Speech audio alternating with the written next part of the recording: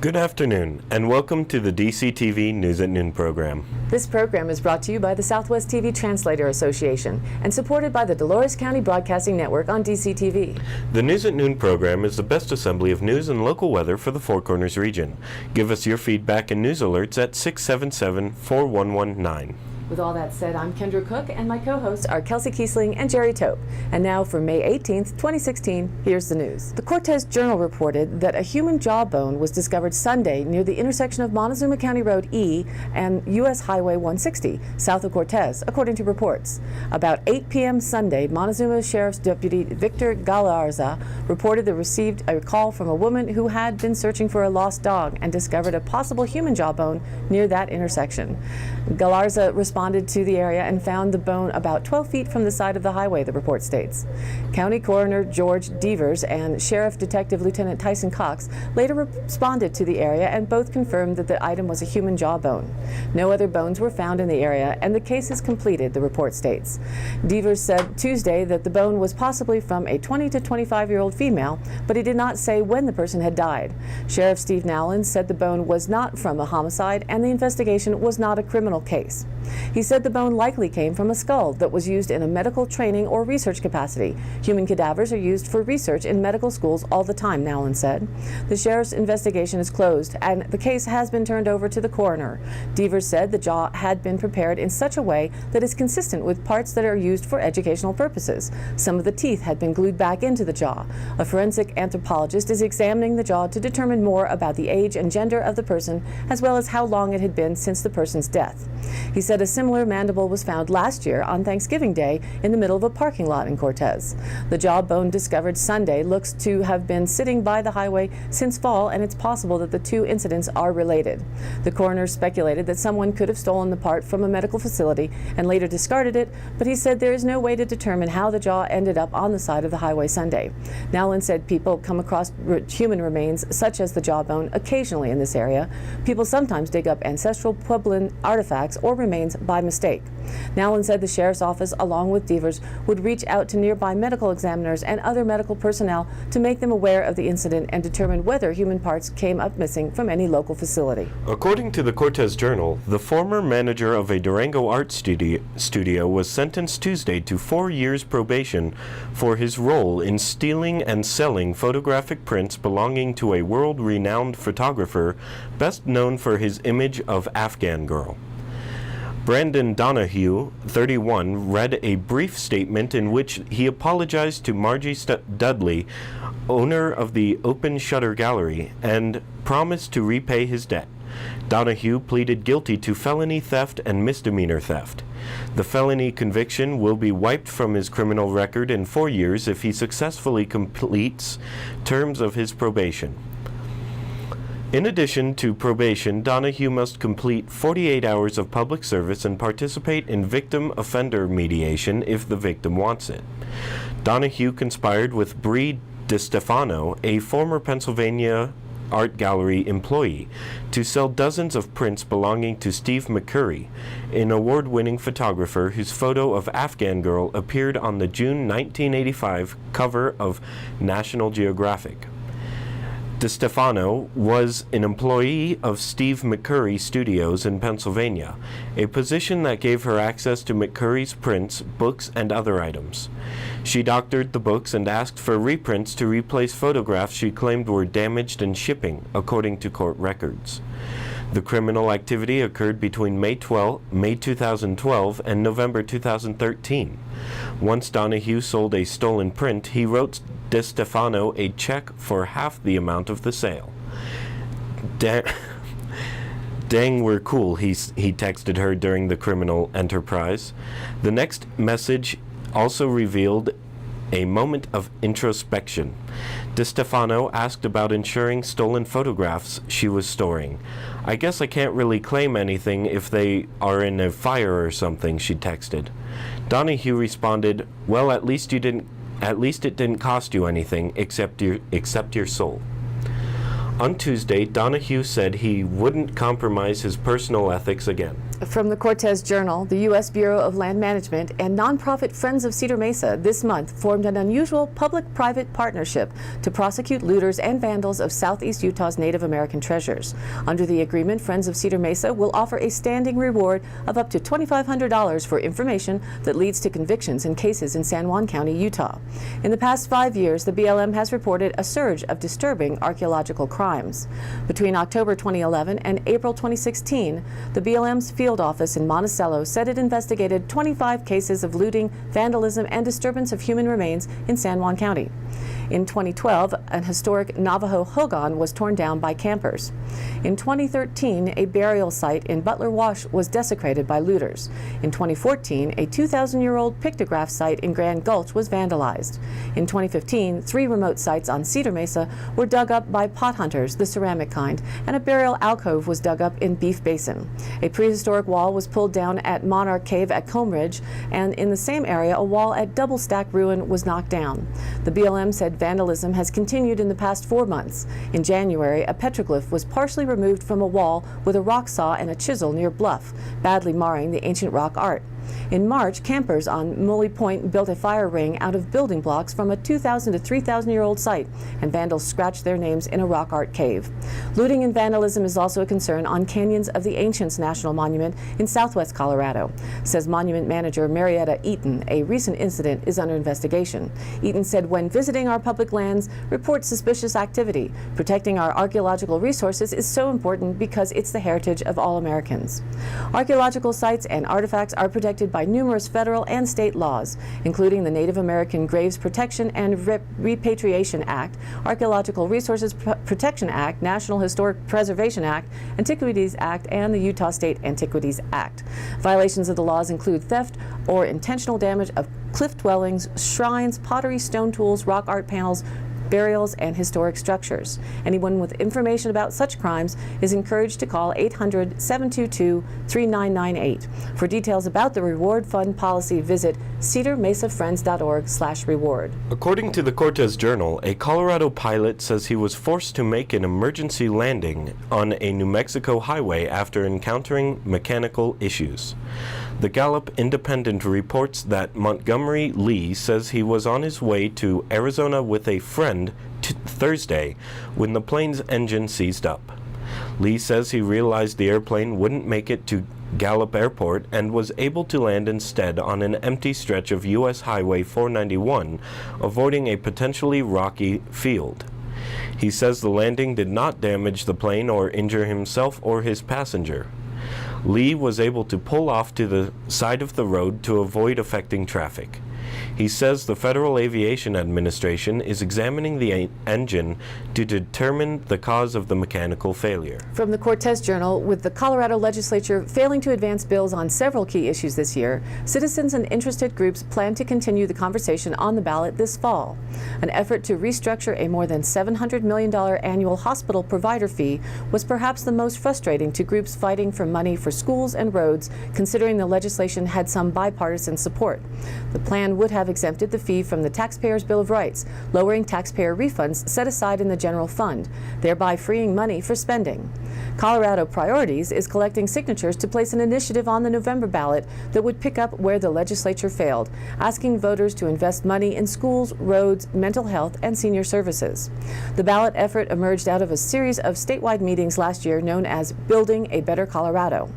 Regarding the primary versus caucus issue, Let Colorado Vote has proposed ballot initiatives that would open the presidential primary to all voters, including unaffiliated, without having to register with a party. All voters would simply receive a ballot in the mail. The group is collecting signatures to make the ballot. Lawmakers also came up short in addressing local control when it comes to regulating oil and gas activities, including fracking. Coloradoans resisting extreme energy development is collecting signatures for 2 initiatives. One effort would grant local governments the authority to enact rules and regulations more stringent than that of the state. The other would increase well setbacks from 500 to 2,500 feet from homes, hospitals, schools, playgrounds, and drinking water sources. Another issue to fail in the legislature this year was allowing term terminally ill patients to request life-ending medication. Proponents say it is time to ask voters to approve the practice. Lawmakers also killed an effort that would have allowed local governments to raise wages in their counties. Colorado Families for a Fair Wage will launch its ballot effort on Wednesday. Their aim is to gradually increase the state minimum wage to $12 an hour by 2020. The second regular session of the 70th General Assembly adjourned on May 11, 2016. The first regular session of the 71st will convene on January 11, 2017. According to the Cortez Journal, when the renewable energy industry isn't being touted as the new frontier of power needs, it's being criticized for purportedly killing flying critters with swinging wind turbine blades, glistening solar panels, or high-voltage transmission lines.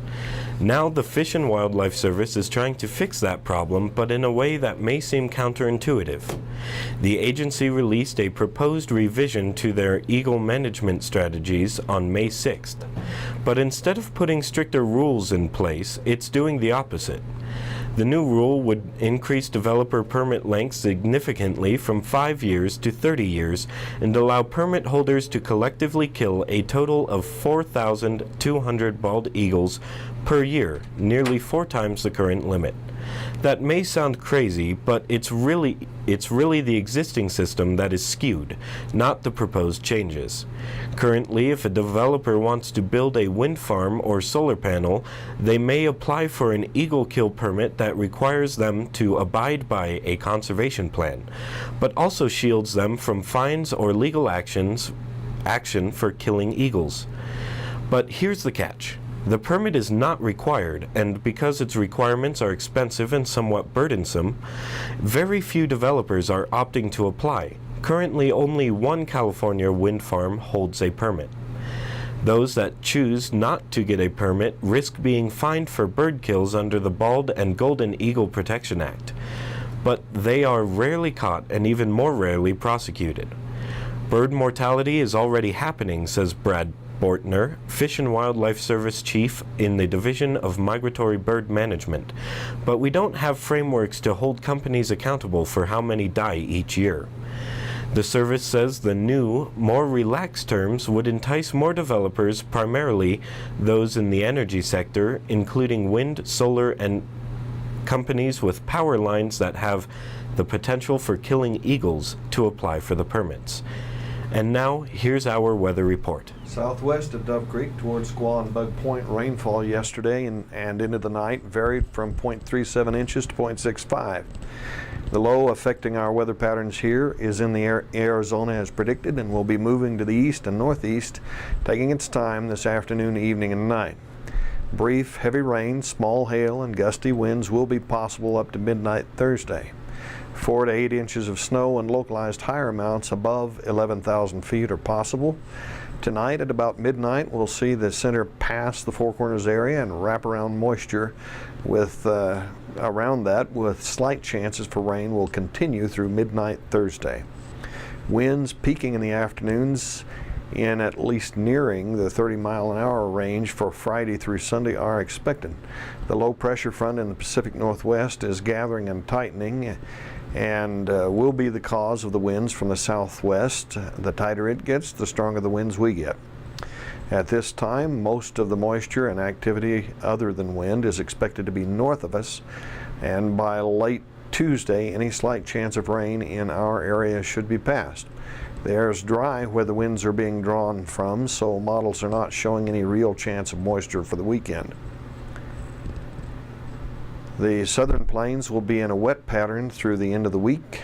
Deep upper level through trough will slowly track into the southern plains, while a steady southeast flow transports Gulf of Mexico moisture through the southern plains and into portions of the desert southwest. Widespread showers and thunderstorms will initiate along a nearly stationary frontal boundary. High rainfall rates will likely occur over the region, increasing the threat for flash flooding. Excessive rainfall outlooks have been issued for portions of the southern plains for today and Thursday. The Big Bend area south of Texas into southern Texas is at a slight risk for severe thunderstorms today. The threat area will shift slightly westward for tomorrow. Numerous rounds of showers and thunderstorms will move through the same area of Texas and western Louisiana on Thursday, where there is a risk for rapid runoff and flash flooding. Numerous showers and thunderstorms will move through the southeast today. It's rainy for eastern Kentucky, southeast Ohio, southern Pennsylvania, New Jersey, West Virginia, and the capital today. Those conditions should continue through tonight. Southeast and southern states will continue to be at and below normal temperatures, 20 degrees cooler than those typical for mid-May. In our forecast, high temperatures should be varying plus or minus 5 degrees from the 70 mark for the 5-day period. Lows are plus or minus 5 degrees of the 40-degree mark for the Duff Creek area. According to the Cortez Journal, though Mancos High School Board President Blake Mitchell said the district needs to aggressively pursue renovating its football field and other school facilities, board members agreed the district is not prepared to put a bond issue on the ballot in the fall. We're not prepared for it, said newly appointed school board member Tim Hunter at the board's meeting Monday.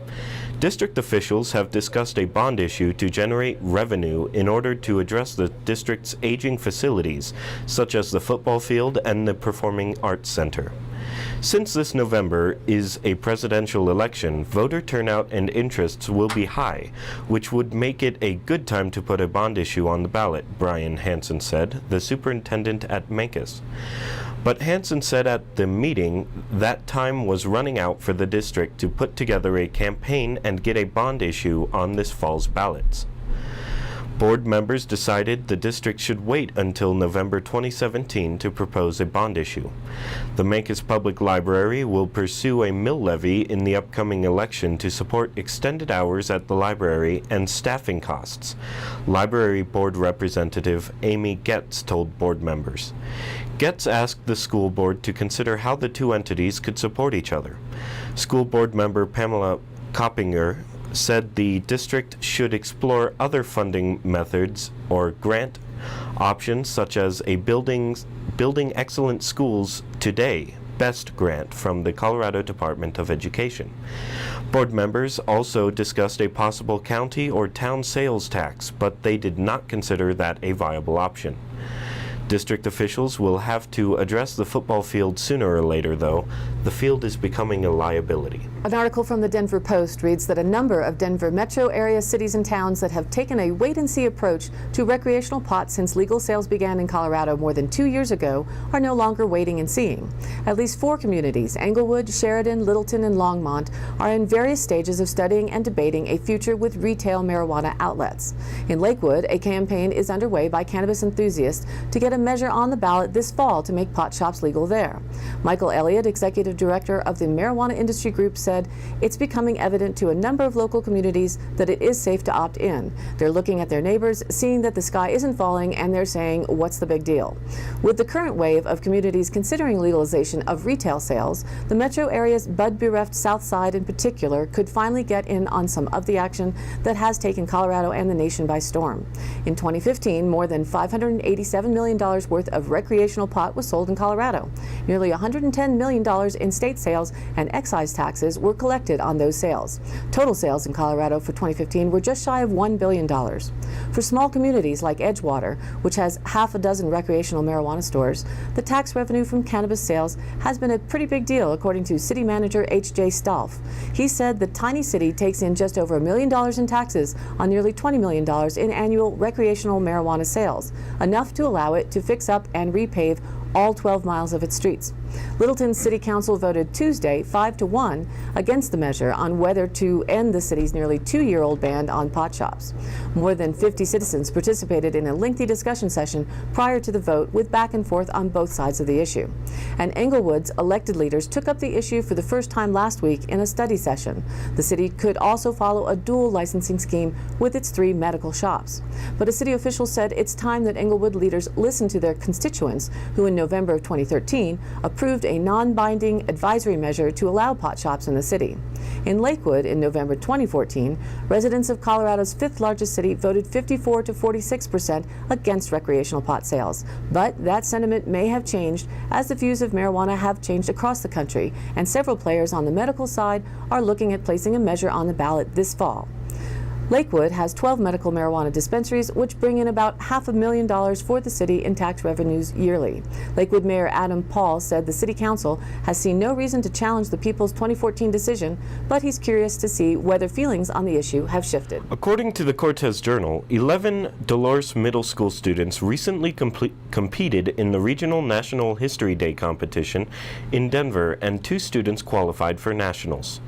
7th graders Anaya Martinez and Nina Huffman's website about American explorer John Wesley Powell beat out student projects from larger urban schools in Colorado. They will head to the National Archives in Washington, D.C. to compete against students' projects from across the nation. The students researched Powell's first ever boat trip down the Grand Canyon in 1869. They studied his journals, then created a website that chronicled the epic, disaster-packed journey.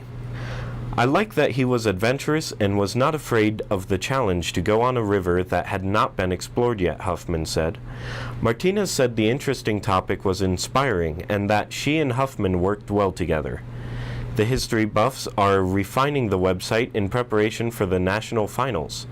Their story also focuses on Powell's positive and respectful relationship with Native American tribes he encountered. Reported in the San Juan Record, in Utah, the Monticello City Council meeting is addressing public input regarding enforcing known zoning ordinance violations. Jason Davis and his wife Candace, owners of the Blue Mountain Horsehead Inn, raised the issue of zoning violations caused by short-term vacation rentals in R1 zones. Davis read the city's zoning ordinance, which defines the R1 residential zone as a place where single-family detached dwellings can be constructed, having attractively landscaped yards and a favorable environment for family life. Uses such as multiple family dwellings, apartment houses, and commercial and industrial uses are not permitted in this zone. Davis claims that some of the vacation rentals are in violation of this ordinance, including rentals catering to student groups or groups of visitors. Vacation rentals are not on the list of allowed R1 zone uses. The ordinance states that uses of land which are not expressly permitted within a zone are expressly prohibited therein. According to the ordinance, the penalty for a violation includes a Class C misdemeanor and fine. It is a separate offense for each and every day a violation occurs. During the following discussion, it was suggested that these vacation rentals operate in the city without city-issued business licenses, yet are collecting sales and transient room taxes. Davis expressed concern that these operations are listed on internet vacation rental sites, including TripAdvisor, VRBO, and Airbnb, and are in direct competition with other properly licensed businesses. Davis presented the City Council with city zoning maps, where he had marked the location of 7 such operations actively operating in R1 zones, including a bed and breakfast. Candace Davis said, "These businesses are flooding the market and we are seeing a decrease in our business." In response to the question of why no action had been taken, Mayor Young said, "We are going to wait a year on this issue and see the impact of these operations." While Monticello has about 150 pillows available for short-term rentals, there are approximately 1,600 similar availabilities in Moab alone. City Manager Ty Bailey said the Utah League of Cities and Towns is working on a recommendation for use by communities throughout the state.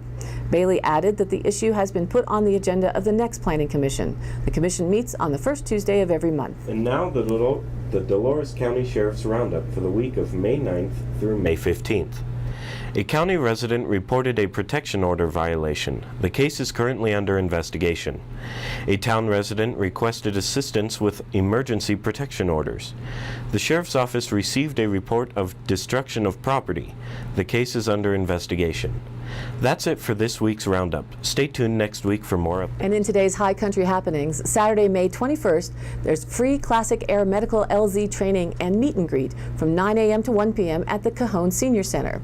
You'll learn how to set up a landing zone for a helicopter. It's hosted by Dolores County Search and Rescue and recommended for students and practitioners in the fields of first responder, health, and transportation. Questions or reservations, call 970-769-0005 or email docsarkk nillamckay@gmail.com. And we may just have a story about that next Monday. Also Saturday, the City of Cortez presents a National Register plaque to KSJD, recognizing its efforts to preserve the Montezuma Valley National Bank building in Cortez. Jeff Pope will describe the process of preserving a historic building in a presentation called Preserving Old Buildings, Why Bother? This will be at the Sunflower Theater, 8 East Main Street at 10 a.m. Doors open at 9:30 for refreshments, and for more details you can call them at 565-3987.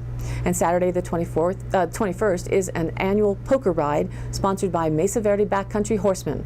They'll sell poker hands at 8 a.m. and head out at 10 in collaboration with the San Juan Mountains Association. For more details, visit them online at mesaverdehorseman.com or call Neela McCabe at 970-570-5036, and lunch is available. Sunday, May 22nd, the Montezuma County Historical Society is holding a Member Appreciation Day from 1 to 3 p.m. at the Calvin Denton Room at Empire Electric. The Historical Society's ultimate goal is a pioneer museum. Everyone is invited, and for more details, call 970-565-3279.